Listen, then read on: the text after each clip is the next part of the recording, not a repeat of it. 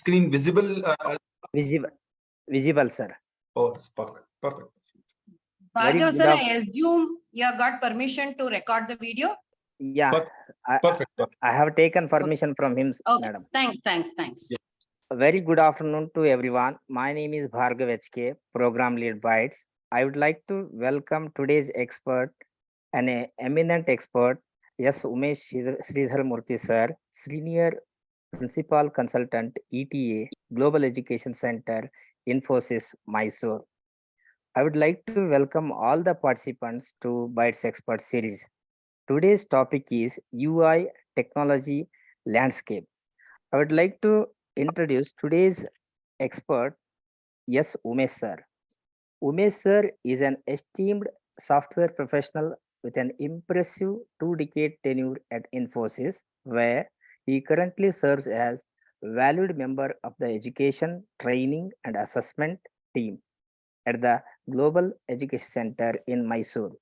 In his role as the leader of the UI track, he plays a pivotal role in overseeing and executing entry-level education programs for fresh graduates joining Infosys, as well as mid-level education programs aimed at facilitating the renewal of knowledge and skills.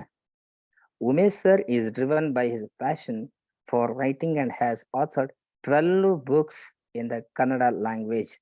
As a leader, he demonstrates a remarkable talent for mentoring young engineers, guiding them on their path to achieving excellence in the field of information technology. Sir, once again, I welcome Umesh sir for this Bytes Expert series.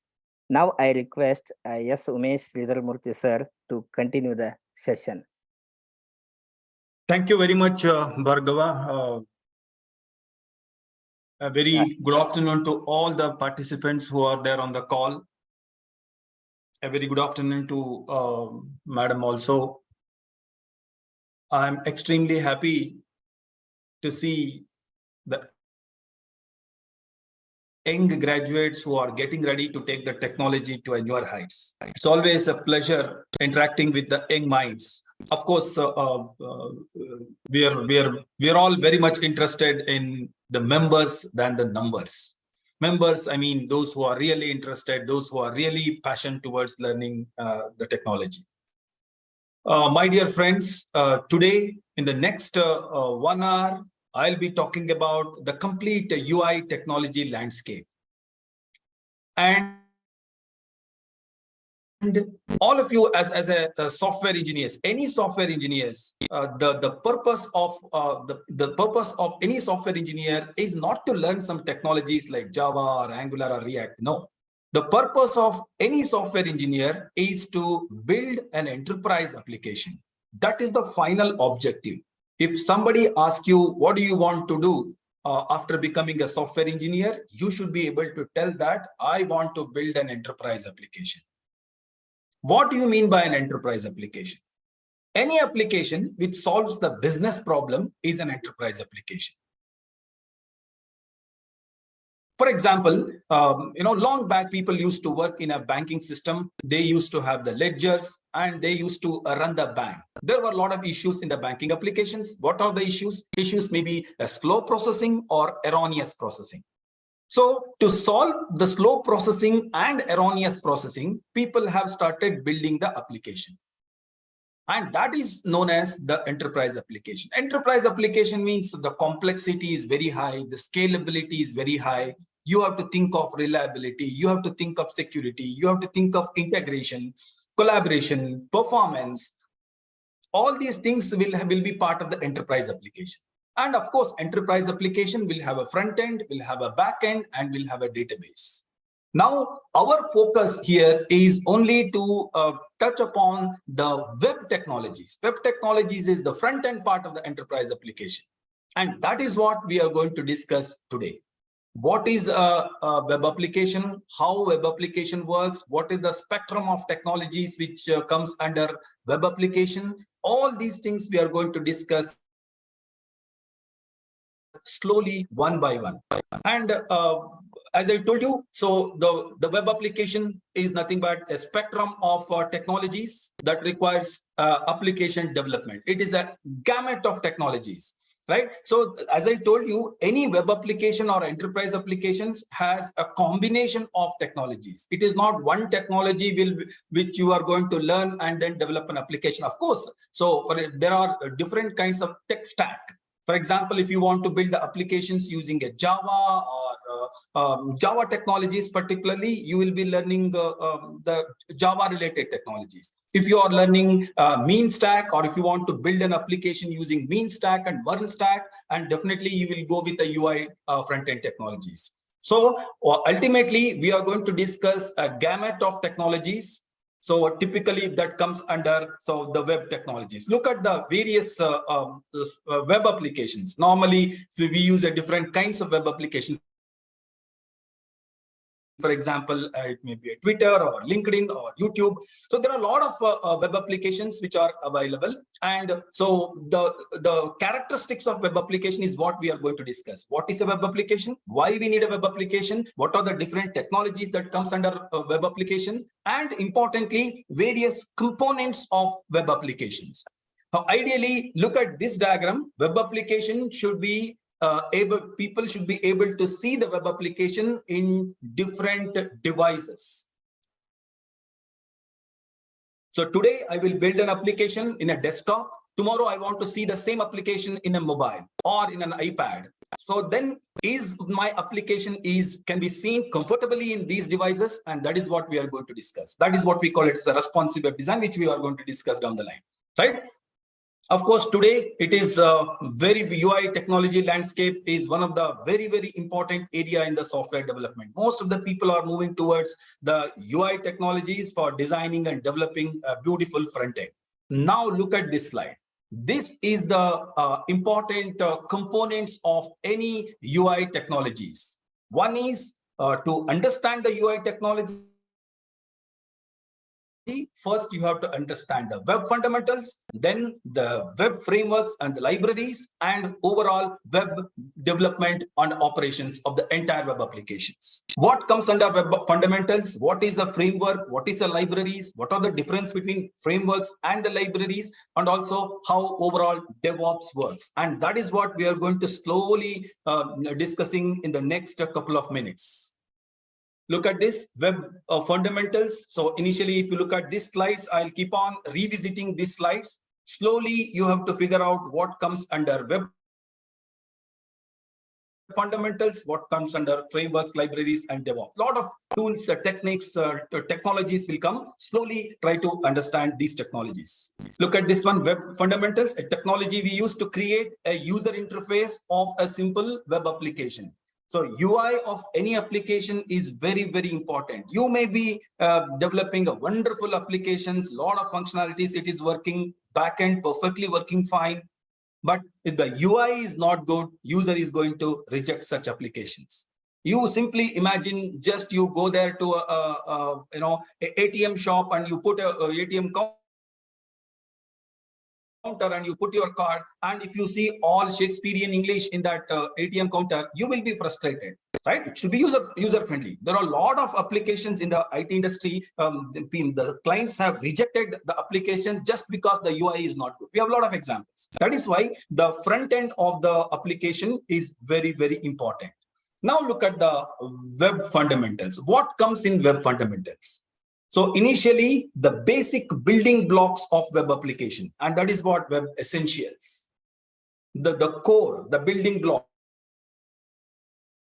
the bricks, that is what the web essentials. And so typically, while designing the front end, what are the UI design, what are the frameworks which we are going to use? So how it caters the needs of the end users and the customers. And we have the concept of CSS processors, and then again cascading style sheets and JS processors. So these are the some of the things which we are going to discuss. And of course, we have some of the standards and languages. Right? So what is a web essentials? Just look at this one. And of course, web libraries, we have web frameworks. So when it comes to the JavaScript, we have a JavaScript libraries, JavaScript frameworks, and also the testing frameworks. All these things one by one, let's explore. Now look at the DevOps. So if you look at the web fundamentals, so here you are going to discuss only the building block, the bricks. The second one, when we are discussing, by using the libraries and the frameworks, we will make our development process easy. To make the development process easy, what are the libraries we should use? So how the frameworks will help me, how the frameworks will reduce my works. And that is what we are going to discuss in frameworks and libraries. And finally, we look at the DevOps. Now DevOps here, how we are going to package the web application, how we can build, how we can automate the web application, and how we analyze the code. Ultimately, when you develop and design a web application, you should give it in the form of a package. In just one click of a button, the application should run. You cannot tell the customer that I have so many files and you have to execute each and every files. No, automatically. So when you create, of course, when you are building a web application, lot of technologies will be there, lot of programs will be there. You design and develop all the programs are working fine. But when you are running the application, all these programs should be automatically packaged, and it should be built, and automatically it should execute and analyze the code, and finally I should get the output. And that is what the customer expects. And that is what your web DevOps is going to do. Right? Now look at this one. This is the overall landscape of web technologies or UI web technologies. Look at this. Initially, you have the web fundamentals. We are going to touch upon each one of these things one by one, and web frameworks and libraries and the web DevOps. So while understanding the UI technology landscape, you should be very, very clear what exactly each component is going to do. Right? So once again, I will reiterate, web fundamentals is used for building the simple web application, the building blocks, and then web frameworks and libraries to make our build process or the creation process easy. We have the readily available frameworks and libraries. We use it. And DevOps is to package the software, package the application, and deliver the application to the client. And that is what the complete landscape. Now, slowly, let's look at each one of these things and what exactly we do in web fundamentals. What are the technologies which are available for us, and what each technology is going to do. Now, look at the first one. This is the web fundament. This is the one which we are right now looking at a very high level. And we will focus on first the web fundamentals. Now look at this one. Under web fundamentals, we have some basic web essentials. For example, so HTML, CSS, JavaScript, right? This is required to build a simple web application. First, you have to design the application. You have to develop the application. And that is what the simple web application. Look at this. Web essentials. What exactly the web essentials is going to do? It will help us to create the web page. First, you have to create the web page. You have to design the web page. You have to provide various functionalities in the web page, right? And so while writing the web page for creating the web page, all of you know that HTML is a very, very popular technology which we are going to use. HTML is the one which we are going to use, and to make some kind of styling to the HTML, we use CSS, cascading style sheet. And to bring the scripting language, to bring the dynamic essence for the web application, we use the JavaScript. Look at this one. This is a simple. This already you know. I'm sure that in your engineering degree, you might have gone through the HTML. These are very, very basic things. Right? It's a markup language. So how exactly my web page looks like? The structure of the web page will be given by the HTML, which you already know. And then, so style sheet, CSS. CSS is to provide some styling, some look and feel for the web application. We use a CSS. So just to formatting the data, styling the web pages, and bringing the consistency among the multiple web pages. So we use the CSS. And that is what the purpose of CSS. And coming to the JavaScript, so we want to create dynamic content in the web page. The days have gone, my dear friends, where we create a simple web page only for giving the information. No. Today, web pages we have to interact with the web pages. So that is what is called as a dynamic content. Static content is just an information, giving some information. When you open the web page, you will see the information, that's all. But you look at today's any website you look at. So today websites will start interacting with you. It will talk to you, it will respond to you. And that is what is called as a dynamic content. To create the dynamic content, we use JavaScript. And to do some kind of validation, we use JavaScript. Right? So when you are entering some data, let's say when you are entering some data, you enter a wrong data, but somebody should tell that your data is wrong, and somebody should tell me whatever data you entered is wrong, whatever user ID password you entered is wrong. So that is how I want to interact with the websites, and that is what the requirements as on today. And that is, for doing that, we use the JavaScript. So HTML, CSS, JavaScript, that three things are the basic things, web essential. These are the mandatory things which we have to use at the initial stage. Now coming to the UI design and framework. So to make the UI design, or ideally what we have to do whenever we are building any UI application, that UI application should cater the needs of the different devices. And when I see the typical web applications in simple desktop or the laptop, so the structure will be different. Same thing if I see in a mobile phone, the structure should automatically change. You cannot keep the same look and feel, or look and feel is okay, but the sizes and layouts so should be definitely different from the the layout which you are going to see in the mobile phone must be different from the layout which you are going to see in your laptop. And your technology should support automatically. It should take care of layouts in different devices. That means I have to develop a web application which will show a different look and feel or layouts in different devices.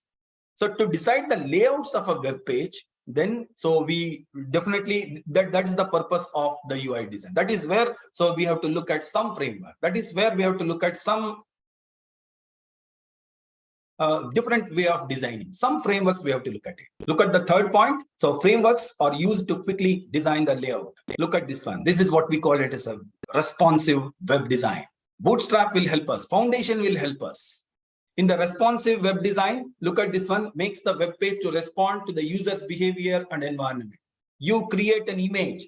The size of the images in the laptop and the desktop is large.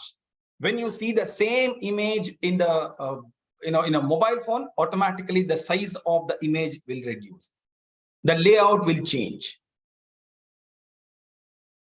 And that is what is called as a responsive web design. This is how you have to design. When you see the application, so in a mobile phone, the left and right, if it is cut, then user will not be happy. And you cannot force the user to see the application only in laptop. It is left to the choice of the user. I can see the applications in a mobile, laptop, palm top, or whatever it is. And is your application will cater my needs? And to do that, we have to go for responsive web design. Very, very important component in UI design, right? So first, when we look at the application, first thing we ask is whether responsive web design is taken care in the UI application or not, right? Screen size should increase or decrease. So the platform, orientation, everything should change. And that is the simple responsive web design. And the other way of looking at is the Bootstrap. Bootstrap, again, is a library for the UI design. Fantastic technology, fantastic library. So whenever you want to design the responsive websites and responsive web application, then we use the Bootstrap. Mobile first websites and all uses Bootstrap. And why we use a Bootstrap? Just because we want to bring a set of, a set of standardized form of UI design you want to bring. Or you want to bring the consistent look and feel across the different, web pages. So we use the Bootstrap. Bootstrap has a lot of built-in libraries. We use all those built-in libraries whenever you are creating a web application. Now, you may be getting some question, how we can use the Bootstrap. right? You create a simple HTML file, you add a CSS, you add a JavaScript, you add a bootstrap features. So create a basic structure and you keep on adding these features, right? That is the very simple application and bootstrap, right? So fantastic. Today's bootstrap 5 and all is making magic. Fantastic application. Please, at your free time, I suggest you to learn the bootstrap. Now coming to the foundation, again, it is a framework. So for designing the web application, frameworks typically will give you an architecture, a structure, right? So most of the built-in operations and built-in features will be provided in the framework itself, right? You don't have to design each and every feature from the scratch. Foundation is one such framework which will help you to design the responsive websites. So that is the second part of the web fundamentals. And coming to the CSS, of course, we have typically in the complex application, maintaining the whole application without CSS is a huge problem. For example, in a typical web application, you will be having around 10 web pages, right? You know, a combination of all these web pages to form a website, right? You have 10 different applications. How do you bring the consistency of look and feel in all the 10 web pages?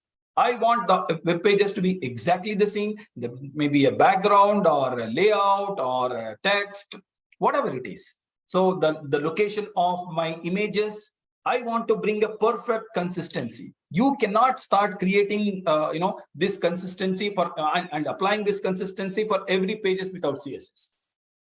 And that is the reason why we use CSS. Look at the definition. The maintenance and duplication of CSS is a big problem. So that is why we use what is called as a CSS preprocessor.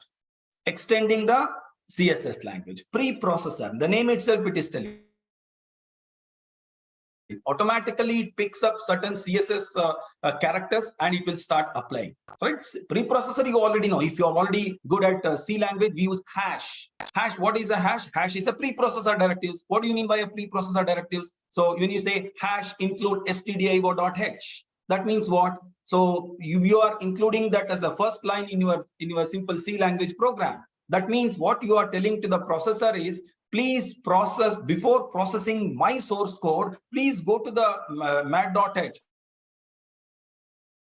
or stdio.h. You please process that. Get to know all the features which are available, built-in functions which are available. Understand that, and then you come back to my program, and then you execute my program or compile my program. That is the meaning of preprocessor. Exactly same thing here. CSS preprocessor. CSS has lot of preprocessor has lot of built-in functionalities, and all these functionalities can be used in the UI applications which you are going to build. And that is why you need CSS preprocessor. Look at this one, reusable code.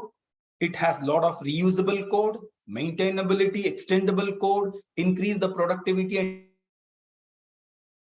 decrease the amount of code. All these things are reusable. Today, if you look at, my dear friends, if you look at the IT industry, the whole industry is going behind two things. One is reusable code. The second one of use of tools. Reusability and use of tools. These are the two mantras most of the software industry looking at today. So always, so you have to look at reusable codes. Very simple example. So you design a simple, login form. Let's say login form requires 100 lines of code, and you create a beautiful login module, and login module is ready. And 100 lines of code, you charge $100 to the customer, and you create that for your first application. Once you create the application, you will keep that. Next time, when you come with another application, of course, the second application also needs a login module. Every application needs a login module. Second time, when you are using when you are building the second application, first module is the login module, and you don't try to create the login module, but you already created login module, you use it. But definitely you will be charging to the customer. Let's say $100 you will be charging to the second customer, right? How many lines of code you have written? 0 lines of code. It's already available. Look at the profitability for the organization. This is how the every organization will think. That is why every organization will have a repository of reusable components. And CSS preprocessor has a lot of such reusable built-in components. And idea is, so it is very, very easy to maintain. Just you include, so even in your C language, you include hash, include std, mat.h. When you include mat.h in your program, you can use sqrt function. Easily you can write sqrt. Sqrt will be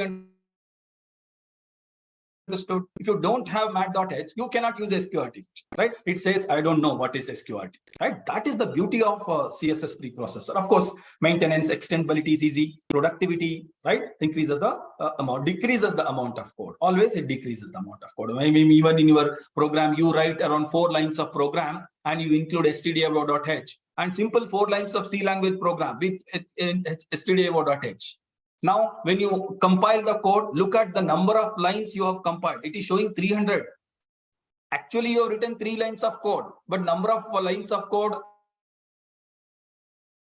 compiled, it is showing 300 plus. How it is possible? Because so that is there in the header files. So in your code, you don't have to. In your program, you just write 4 lines of code. That's all. That is how it decreases the amount of code, right? That is the concept of preprocessor. There are so many CSS preprocessors available, and these are all few of the things which you can explore. Learner style sheet. So initially we have come up with the CSS, and slowly people, they started improving the CSS. They started extending the CSS. They looked at the drawbacks of CSS, and they started adding new set of CSS preprocessor to the CSS. CSS pulls out all these features, tools, techniques from the CSS preprocessors. So obviously it is maintainable and it is extendable, right? And then we use a SAS, the syntactically awesome style sheet. So when you compile this SAS file, it will be compiled into ultimately CSS, right? With more efficiency, more features. So that is the beauty of SAS. So it is again very, very popular in the IT industry. So you have stylus is there, again compiled to CSS, right? Clean, minimal, and flexible syntaxes. So somebody might feel that okay, CSS syntax is too complex, and then they reduce the whole syntax of the CSS and they created stylus. And when you compile the stylus, ultimately it compiled into the CSS and it runs at the ground level, right? That is the beauty of CSS preprocessing. Now, once we are done with this, then we have the JavaScript preprocessor, right? So why JavaScript? Writing the plain Java JS is taxing and repetitive. When you write a JavaScript code, it's a very, very lengthy code. Everything, small validations, if you want to do, you have to write some JavaScript code. If we have a readily available JavaScript components in JavaScript preprocessors, it is easy for us, right? You don't have to repeat, or you don't have to write the same JavaScript code in every files which we are using in the UI applications. Look at this one. To overcome the inefficiencies of the JavaScript, they came out with the JavaScript preprocessor, right? So every time you write the same code, repeated code, right? For example, you have a simple form, you use a form in 3-4 different places, and you want to do the validation. Every time you have to write a validation code in that using the JavaScript, right? So which will be a tedious job. It's a repetition of code, and the length of the program is going to increase, and every line of code is a money for the customer or the client. Definitely he will be asking, you have written so many lines of code here and same thing you have written here, why should I pay the money for that? So to bring the efficiency in writing the JavaScript, so people have come out with the JavaScript preprocessor. Look at this one. Program which takes up some data, converts it into JavaScript. Ultimately, at the end of the day, it will convert that into the JavaScript code only, right? Look at this one. So we have JavaScript, TypeScript, CoffeeScript. So many things are there. Look at this. Look at the TypeScript. Compiles a plain JavaScript which runs on any browser. Look at this one. When you have a TypeScript code, when you compile the TypeScript code, ultimately it converts into a simple JavaScript file. right? Instead of you writing the JavaScript code, the compiler will convert that into JavaScript file, and then you can take that JavaScript file and put it into any of the web pages in any of the web browser. You can run that JavaScript file. That is the beauty of JavaScript preprocessor. And of course, so very importantly, it is an open source and supports latest JavaScript features. And most of the tools and techniques which we are using in UI is open source. That is the beauty of UI technologies. So you don't have to pay, and it's all open source, and we can use it freely. That is the fantastic features which they have provided. And look at this one. Tools, various tools are available, and various practices are available. So it's, of course, it is a preprocessor. CoffeeScript, syntactical sugar to enhance the JavaScript readability. Now, if you ask me what is the difference between CoffeeScript or so your TypeScript when compared to the JavaScript, of course, they looked at the JavaScript features and they keep on adding new set of features into these things. And so that is how the enhanceability will be done, right? So when you look at the versions of different software, whether it is Angular or React or even Java, from one version of the software to other versions, what is the difference? You may see, so Angular 8 is there, Angular 13 is there, Angular 14 is there. So in fact, our people, they keep on exploring it. They look at what is not there in the Angular 8 and what is there in the Angular 13 or 14. That is how the upgradation is done. That is how the evolution of software is going to happen in the IT industry. And that is what that is why once if you know the basics of any technology, then when new flavors are added, it is easy for you to learn. For example, if you know Angular 8, then definitely you know Angular 8, and when new versions of Angular comes, so you start on top of the knowledge which you have on the Angular, you will start looking at, right? So that is how the versions will go.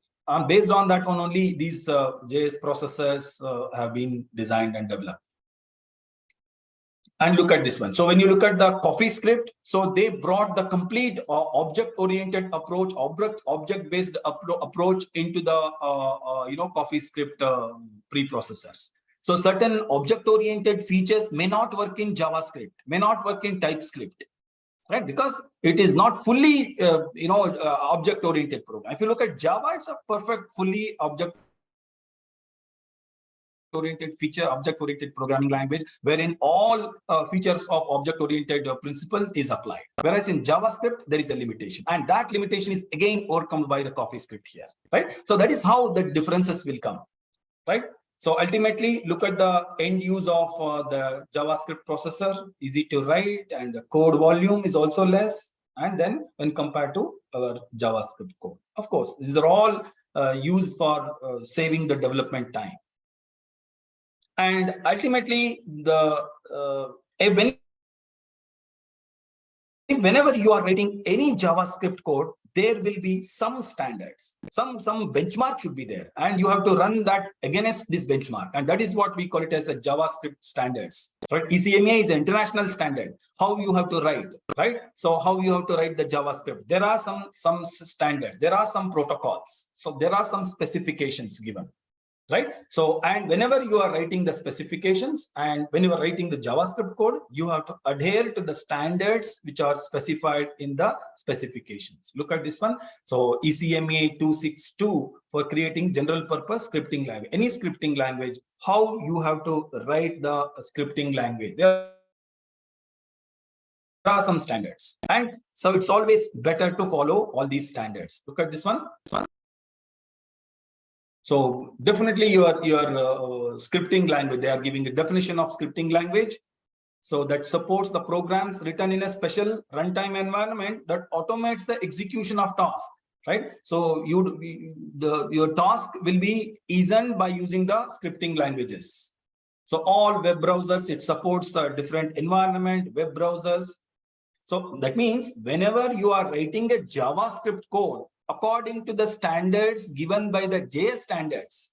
So if that is the case, that will support in all browsers, in all environments, right? So if you violate the standards, then you are end up in trouble, right? At some point of time when you are running in some browser, it may not work. That may be because you are not following the JS standards, right? So always it is, even when you are writing a simple HTML file or HTML file also, you have certain rules and regulations. There should be an opening tag, there should be an ending tag, and overlapping of tags are not allowed. What are these things? These are all nothing but the rules and regulations of the protocols given. Same is the case with XML also. XML, it is more stringent. Here in HTML, there is some flexibility, but in XML, it is very, very strict. Okay, this is ES6, another standards. So again, I don't want to get into the details of the standards here. Okay, so that is, so here what we understood was the web fundamentals we understood. So now let's look into the web frameworks and libraries. It's very, very important.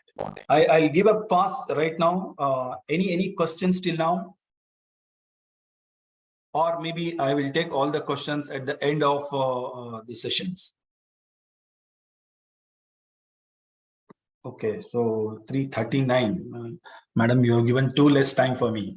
Anyway, so thank you very much. So friends, so as I told you, so you have understood the fundamentals of web, right? This is what are all that is required, the basic things that is required for building any UI application. Now, of course, so all these things, I write the UI application, I use all these technologies, and fine, I'm going to design the web application. But is there any way where I can ease my way of writing the applications? Or is there any help which is available? Is there any readily available frameworks for me? Or is there any set of libraries which will help me to build and design this entire web application, right? So UI spectrum will have a lot of frameworks available, lot of libraries are available, right? So let's understand the difference between the frameworks and the libraries, and then we will start exploring what are all the various frameworks which are available and libraries are available. First, let's get into the libraries. Look at this one. The definition of libraries: coding everything from the scratch is a very, very tedious job. So that hampers the reusability of functionalities, right? So everything, instead of writing everything from the scratch, if some libraries are available, then it will be easy, right? So I can use those libraries. Look at this one. JavaScript libraries are a group of pre-written JavaScript functionalities.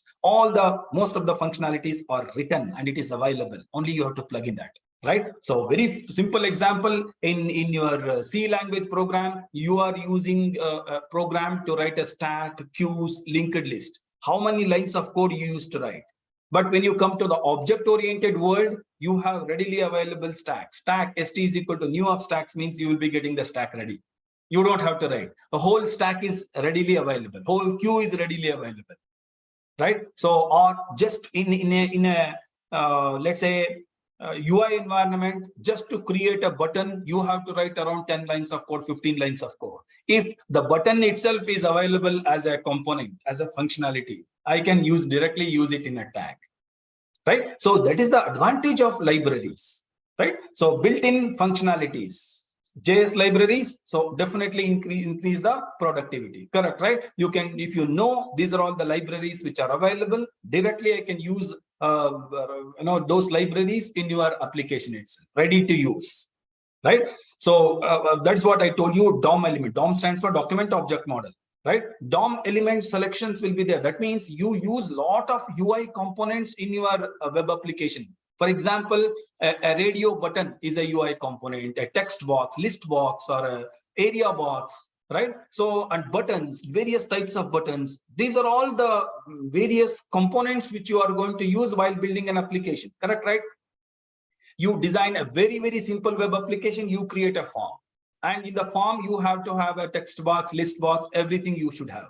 And if to create those button itself, if you take a lot of time, then your whole time gets wasted. Instead of that, as that button itself is available for me to use it as an element, as a component, and I can manipulate that, then my development task will be reduced to a great extent. And that is what JS libraries is going to do. right? So look at the things ready to use.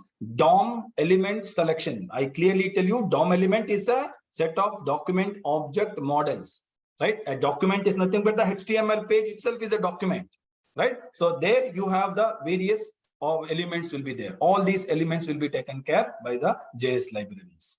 So you have the jQuery and you have the React JS. Most popular used JavaScript library is a React JS, right? In Infosys, we have a lot of experts in JavaScript.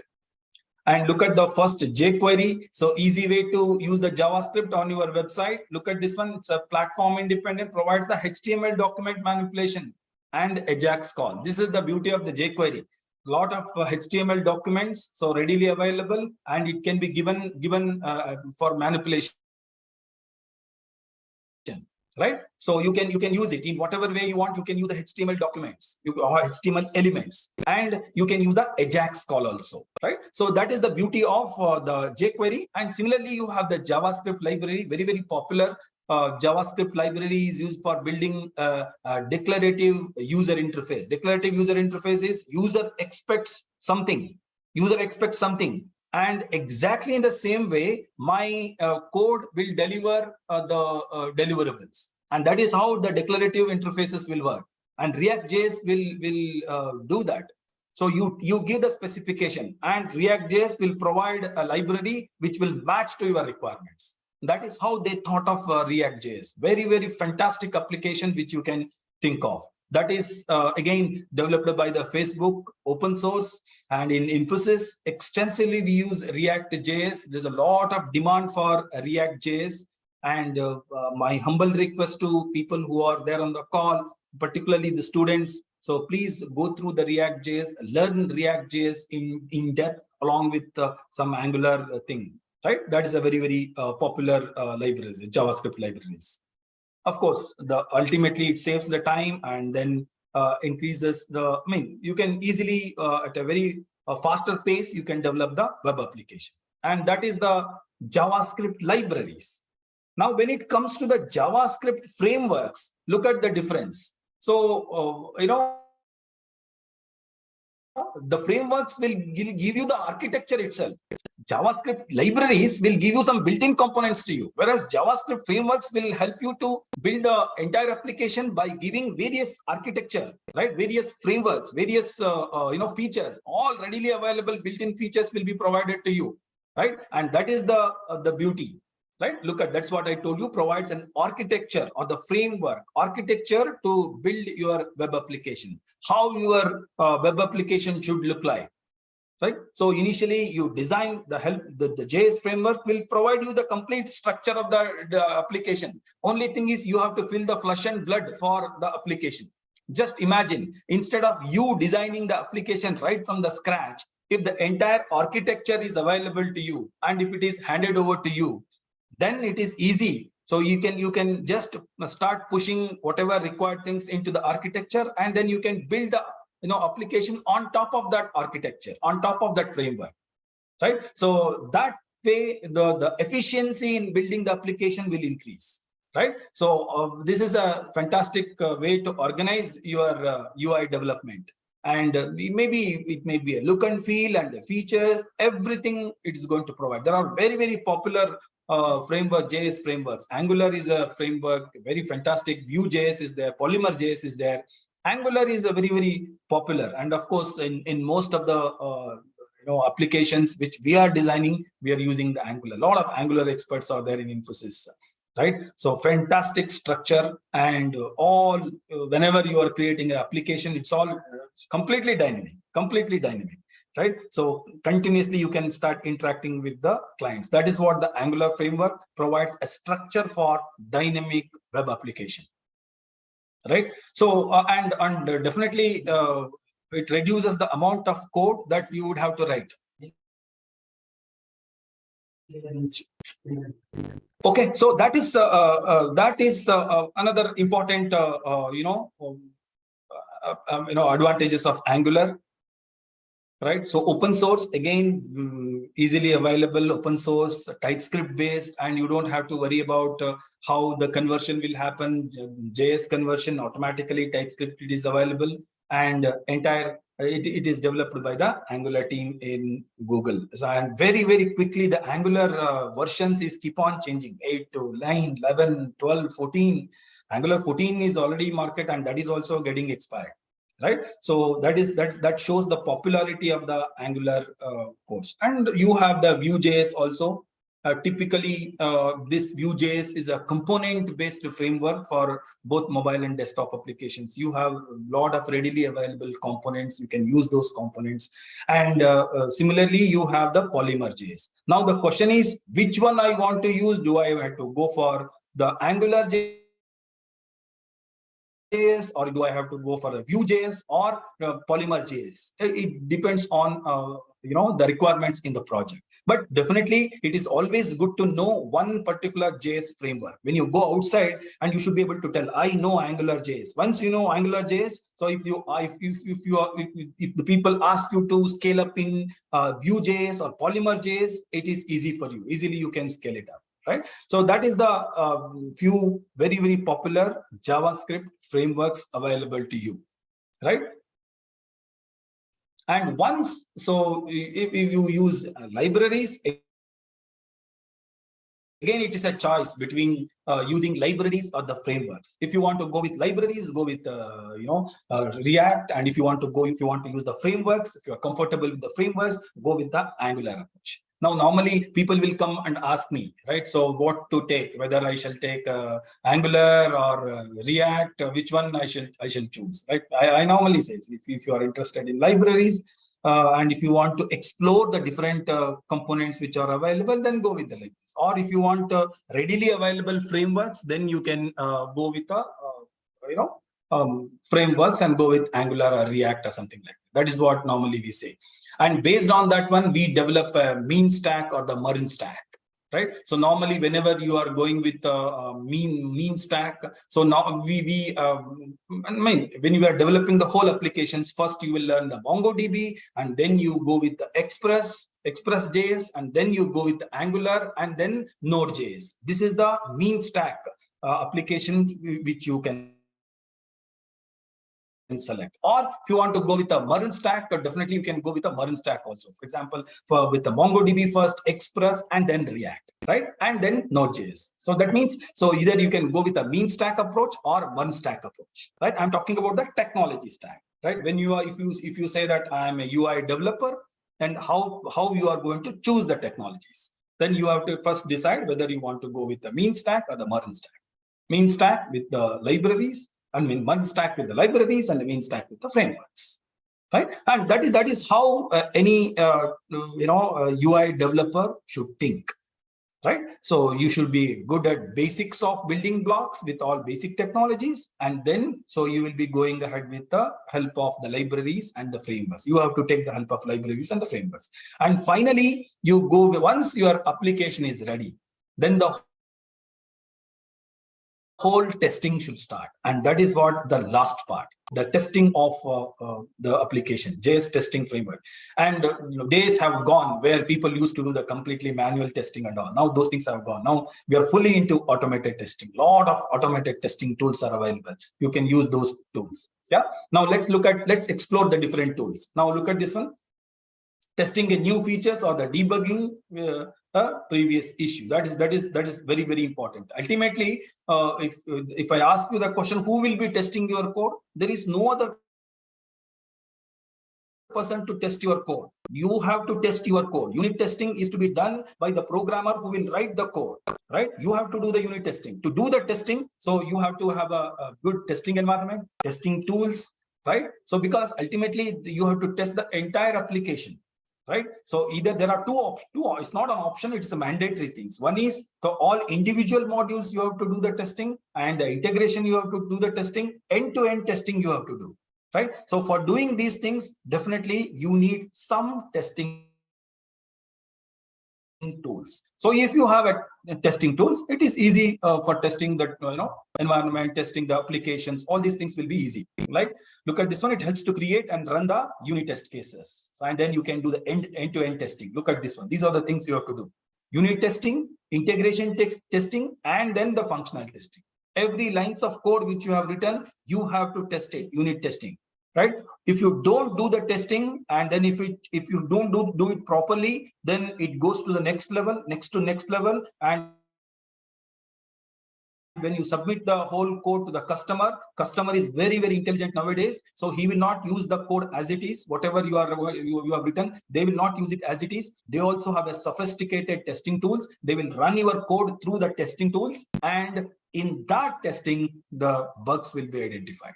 Once it is identified at the customer level, and it will come back to your project managers, and from there it will definitely come back to you. So you cannot neglect our testing part. Got the idea? We have seen, and if the bugs are identified at your level, at the first level, it is easy to debug. If it is identified at the customer level, it is very, very costly to debug such bugs. That is why it is very, very important to do the unit testing, right? And you use the tools, and through the tools you do the unit testing. The second one is again integration testing. So unit testing, individually your modules are working fine. There is no issue. But when you integrate all these modules together, then the issue comes, right? The code may not work. That is why it is important to do the integration testing. Unit testing, normally it will be done by the programmer itself. Integration testing, sometimes there is some testing the team will help you. So otherwise, integration testing also sometimes you will have to do. And then finally, the UI or functional testing. All the UI components, so you have to test it properly. For example, for a simple,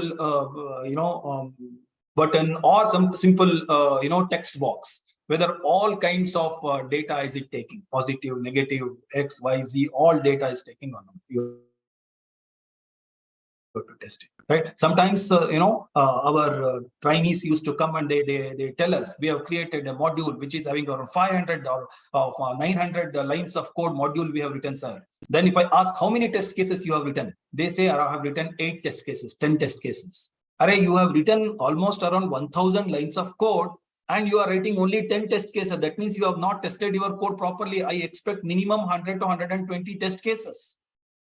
If you have created 100 test cases, and then you either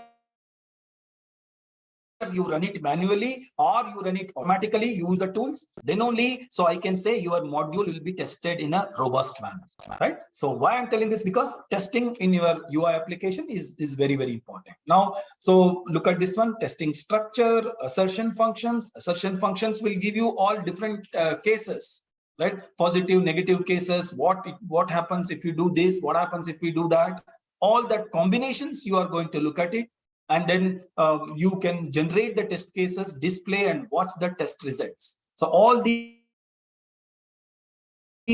testing framework will do that. If the testing framework is not there, you have to do these things manually, which is a very, very tedious job, right? So that is the reason why so people have designed and developed fantastic testing frameworks, right? Look at this one: browser-like environment for application execution and testing. That is the frameworks which are available. Look at this one. These are the 3 fantastic, applications or testing frameworks which are available. Jasmine is there, Mocha is there, and then Protractor. Protractor is almost there. We're drawing that. And Jasmine and Mocha, so very, very popular, testing frameworks which are available for the UI application. And these are the specialized testing frameworks for testing the UI application, right? Look at this one: Jasmine, very, very high community support is there. Lot of tools it is going to provide, and it provides lot of documentation how you have to do the unit testing. So complete Jasmine is going to provide these details. Ready to go testing framework. Just you have to plug in, enter that, and then you have to run the application through Jasmine. Right? So of course, Angular support is also there. Mocha is there. Third-party spying tools. So again, very, very popular. And then protractor, good error reporting mechanism. A small error, if it is there, it identifies. And believe me, as maybe in your code, even if you don't write, the commenting for your code, it treats as a bug. Right. So that is you may say that I don't have any errors in my code, but have you written the comment for your code? Ideally speaking, 10:3, 10 lines of code. If you write, you are supposed to write 3 lines of commenting. Have you done that? If you have not done that, that means something is wrong and it is a bug. That is how these tools will look at your code, because customer will treat variable name convention, indentation, and commenting, all these things, they treat it as a bug. And these testing frameworks will take care of all these things, right? So that is, of course, that is the things. So got the idea? So now, we have seen web fundamentals, frameworks, various frameworks, and also various libraries. I'll take another 5 to 6 minutes, madam. Already 3:58. Can I take another 5 minutes and finish off, if you permit me? Yeah, sir. You go ahead, sir. Yeah. Now, the last part is about DevOps, that is the deploying the web application, development operations, how we do the development, how we deploy the application. There are 3 different steps in the DevOps. One is how you package your application, how you create a complete package, right? Normally we do that. If you have 10 different files, how we send the 10 different files, we zip it and send it, right? Correct, right? So here, when you do the packaging, so you cannot do just like a zipping, right? So packaging, the proper packaging mechanism is to be done. And when I click on the particular button and as a package, so it has to run. Right? So that is what the packaging we do. The second one is about the build and automation tools. Automatically, the building should happen, compilation of all the different files should happen, and some automated, execution should happen. And finally, you have to automatically analyze the code. These are the 3 different steps under DevOps. Look at the first one, right? So packaging, collection of software tools, packaging and distribution, and so no more manual installs and updates, right? When you have a packaging tool, it is easy. For example, you write a particular code and that code has to be run through a particular tool, and that tool is outdated and the latest update has come and you have not used it. Suppose when you have a package management tools is there, automatically it picks up those updates and uses the updates and executes your program. That is the beauty. That is why we use NPM tool. Very, very popular tool. Just whatever software or whatever updates which is required to execute your UI application, NPM will pull out from the central repository, get all those things to your system, and your program will get executed. You don't have to worry about whether a patch is added or new tools is added. No, everything it is going to take care. That is the beauty of NPM package. So complete packaging of your application, and any installations if it is required, any updates it is required, everything it is going to do. That is the beauty of NPM. Node Package Manager, right? Very popularly used in most of our applications, right? So when you are using a Node.js as a backend, then so you use NPM default package manager. Look at this one. NPM is called as it's a package manager. It manages the complete packaging, right? And then Yarn is one more this one. Of course, some of the drawbacks of NPM is taken care by the Yarn. You can use it better in speed, security, and versioning. And NPM, again, when it comes to NPM, the speed is another important factors. So sometimes to do the packaging, it takes more time. To reduce the time and to bring more efficiency, speed, so people have come out with the Yarn. And once the packaging is ready, then automatically all these things, building should happen, right? So for that, so we use compiling the source code into binary code, packaging the binary code, running the automated steps. Correct, right? Once your package is ready, now the question is execution. Compilation have to happen, and then the execution have to happen. Correct, right? For that, you have to have a build and automated tools. right? So we use Webpack or Gulp or Grunt. All three are very, very efficient tools which are available for building and building, right? So assume that you have around 10, 15, there are many, files will be there. Each file you cannot go individually and compile it. It's not possible, right? So you need a tool which will take all the code, compile all the code and get the binary code, package that binary code and give it for the next step. For that, so we use the Webpack, Gulp and Grunt. Right now, so I request the students to just know all these, jargons, keep these jargons in your mind. And whenever you start exploring down the line, and then you will remember, oh, Gulp, we have seen, okay, it's a build tool. Let me see what exactly it is going to do. So you start exploring. That is how I want you to explore these tools. Open source. So, of course, static module bundler, it will take out all the modules and then bundle it and then build it. And then any dependency graph modules. Of course, another important thing, if there is any dependencies involved in executing and compiling the code, automatically it takes the dependency, right? So normally when you are executing a simple Java file and all, lot of dependencies also will be there. Same is the case in the UI also, right? So we have a lot of dependencies, bundling of all the JS files, and then module bundler, and individually it looks at the individual modules, individual files and the modules, and it will build all that, and then it provides the whole compiled code to the next level. Gulp, okay, right? Task runner, these are all very various built tools. So once your build tool is ready, and then finally, so we just go for analyzing the code, right? So static examination of the code. Any dead code is there, any code which will not be working. So those kind of static examination of the code is there, right? You cannot put unnecessary code there, right? That is why every lines of code have to be examined, and every stand, are you following all these standards or not? You have to check, right? Analyzing the structure is important, and then so running the program to analyze the code. These are the very, very important things. A kind of checking the code. So if you simply unnecessarily you write the code and submit, let's say 100 lines, extra lines of code you submit to the customer. Why the customer should pay money for 100 lines of code, which is almost dead? So you have to analyze the code. You have to look at examine each and every code, and manually it is not possible. Long back, people, when you are building a small application, they used to do the examination of all these things. Today, we are building a huge application. That is why I told you it's an enterprise application. When you are having the huge application, going there to the manually, so each and every code is not possible. That is the reason why we have these code analysis and linting tools. Look at this one. This static tool used to check the JavaScript source code. It scans through every line of code and it checks whether these functionalities is correct or all that it is going to do, right? So, and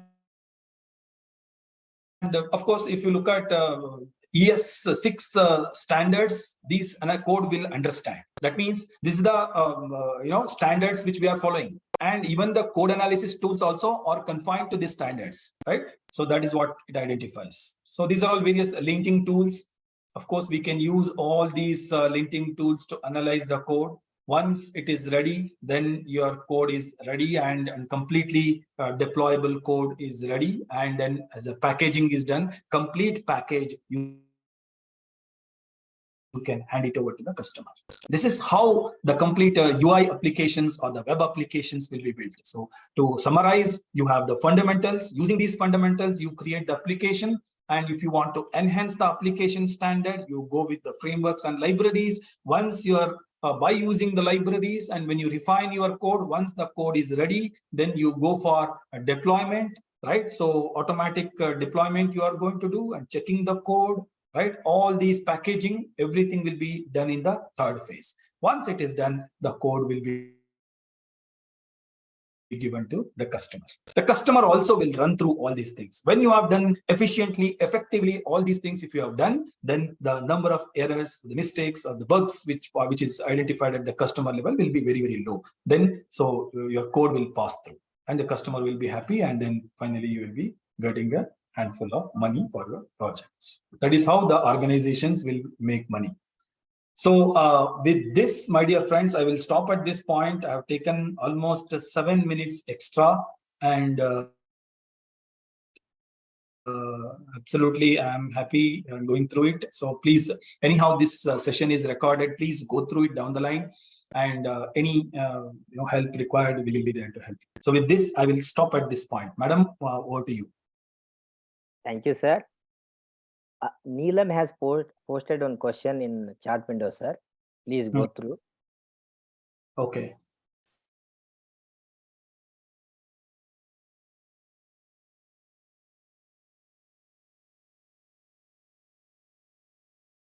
No, any difference in developing the web application and any app development for a particular service? See, ultimately, when you are developing an app application, it is a reduced version of the web application. Web application is huge, right? So designing and developing, this is a condensed version of the web application is the app. Even when you are creating the app development, there also you have to take care of most of the things which you are going to do using the web. For example, responsive web design. Without taking care of the responsive web design, you use whatever services you want, right? But responsive web design, the features or the different kinds of features which you are going to define in the web application, all those features you have to use in the app development also. As I told you, one such is responsive web design. When you design an app, I want to see the app in a mobile phones or a iPad, iPhone, wherever I want.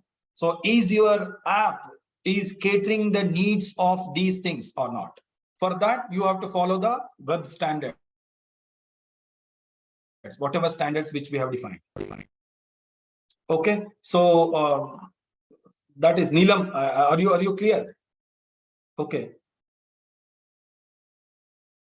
Registration in terms of finances and standards, of course, the registration process and all, it's a different ball game, right? That is nothing to do with the technologies, right? So registration of website, financing of the websites, financing of applications, apps, or that's totally a different domain, right? So that is nothing to do with the technology which you are going to learn in UI. Okay, so thank you, sir. Okay, thank you, and thank you so much for providing such a wonderful opportunities to interact with young minds. It is always a great pleasure for me. Yes, I thank Umesh sir for such an informative session on UI technology landscape. Now, I would like to request Umesha sir to accept virtual memento as a token of love and respect. Thank you so much. So sweet of you.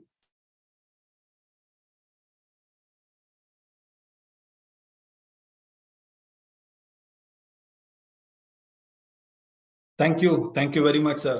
Thank you, Umesh sir. Thank you. I thank all the participants for joining Bytes Expert Series. Before concluding the webinar, dear participants, a small note to all of you. Once you log out of a webinar, you will receive a survey form. Kindly fill it out. Thank you one and all. Thank you, sir. Thank you very much. Thanks to all the participants. Thank you, and thank you very much, madam. You are there. Thank you so much. Yes, sir. Thank you, sir.